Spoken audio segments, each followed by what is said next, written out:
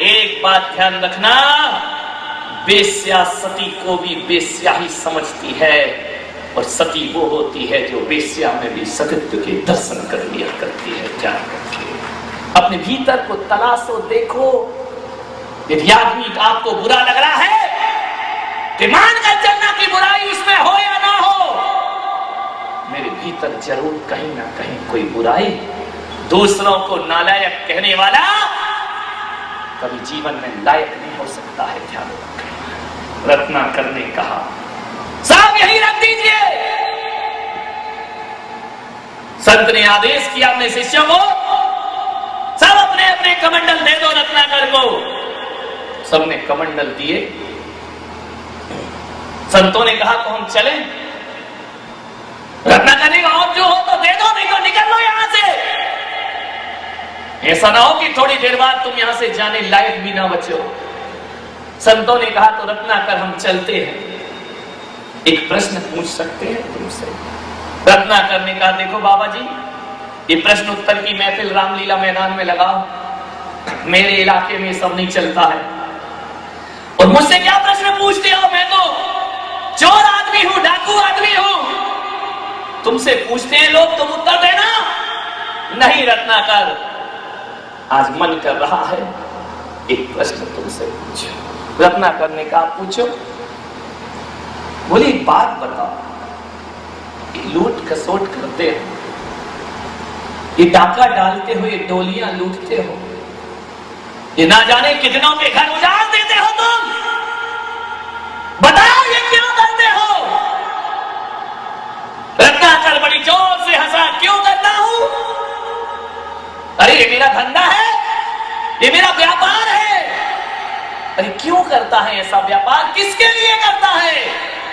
रत्नाकर ने कहा, मेरी मां है, मेरी पत्नी है, मेरे बच्चे हैं, ये सारा कार्य मैं उनके लिए करता हूं। एक बात बताओ रत्नाकर, ये जो गरीबों की आहें तुम लेते हो, ये जो लोगों को बर्बाद करते हो जिंदगियां, जब इसका फल नरक मिलेगा तो बताओ कौन कौन तुम्हारा साथ देगा? उसने कहा, नरक स्वर्ग में नहीं जानता। बोले इतना तो जानते होगे रत्नाकर कि अच्छे कर्मों का फल क्या होता है? रत्नाकर ने कहा, ये तो बच्चा भी बता देगा कि अच्छे कर्मों का फल अच्छा होता है और बुरे कर्मों का फल बुरा होता है। तो रत्नाकर ध्यान रखो, नरक बुरा होता है और स्वर्ग अच्छा होता है। बुरे कर्म करेगा तो बुरा फल मिलेगा, और अच्छे कर्म करेगा तो अच्छा फल मिलेगा। इसे जानते हो? बोले ये तो मैं जानता हूं, लेकिन संत जी मैं ये सब अपने लिए नहीं करता हूं, परिवार के लिए करता हूं। बोले जाओ उस परिवार से पूछ कर आओ कि जिनके लिए मैं हत्याएं करता हूं, खून करता हूं, चोरी करता हूं, बोलो इनमें से कौन कौन मेरे साथ नरक चलने को तैयार रहेगा? रत्नाकर ने कहा, बड़े होशियार दिखते हो चालाक, कि मैं पूछने जाऊं और तुम कमंडल लेकर भाग जाओ। बड़ा भोला था, डाकू था, लेकिन बड़ा भोला था। उसने कहा ऐसा नहीं होगा। संतों ने कहा, एक काम करो, तुमको हम पे विश्वास ना हो तो हमें इन पेड़ से बांध दो, तुम आओगे तब तक हम बंधे रहेंगे, हम नहीं भागेंगे, हम पर विश्वास रखो थोड़ा। डाकू ने लिया, सब साधुओं के हाथ पेड़ से पीछे बांध दिए, चला गया घर में, तूफान की तरह गया। दरवाजे पर मां बैठी थी। मां ने कहा, बेटा बांध लिया? तू इतने जल्दी कैसे आ गया आज? क्या कोई ग्राहक नहीं मिला आज? बोले मां, मैं आज माल लेके नहीं आया, मैं आपसे प्रश्न लेकर के आया हूं। तू क्या प्रश्न पूछेगा पागल? बोले मां, आज एक जिंदगी में पहली बार प्रश्न पूछने आया हूं। बता मां, मैं जो गलत काम करता हूं, लूट खसोट करता हूं, इसका फल क्या मिलेगा? मां ने कहा, बेटा बचपन से कहते आ रही हूं गलत काम मत कर, मैं तेरी मां हूं, गलत शिक्षा नहीं दे सकती। इसका फल तुझे नरक मिलेगा और तुझे मर करके नरक जाना। कहा मैं नरक जाऊंगा? मां तू तो मुझे बहुत प्यार करती है। बोले बहुत प्यार करती हूं। बोल मां तू मेरे साथ नरक चलेगी? उनने कहा पागल, तू कहा जवान लड़का और मैं 80 साल की बूढ़ी मां। अरे तेरे से पहले तो मैं दुनिया से चली जाऊंगी। और एक बात याद रख बेटा, तेरे कर्मों का फल तू भोगेगा और मेरे कर्मों का फल मैं भोगूंगा। अरे उसने कहा तू मेरे साथ नरक नहीं जाएगी?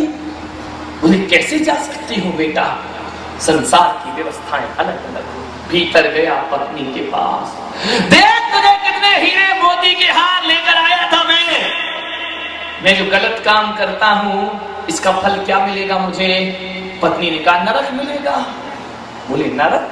बोले तू मेरे साथ चलेगी? बोले पागल हो क्या, दिमाग खराब है तुम्हारा? अरे उसने कहा अरे तूने तो फेरे डालते समय 7 जन्मों की कसम खाई थी।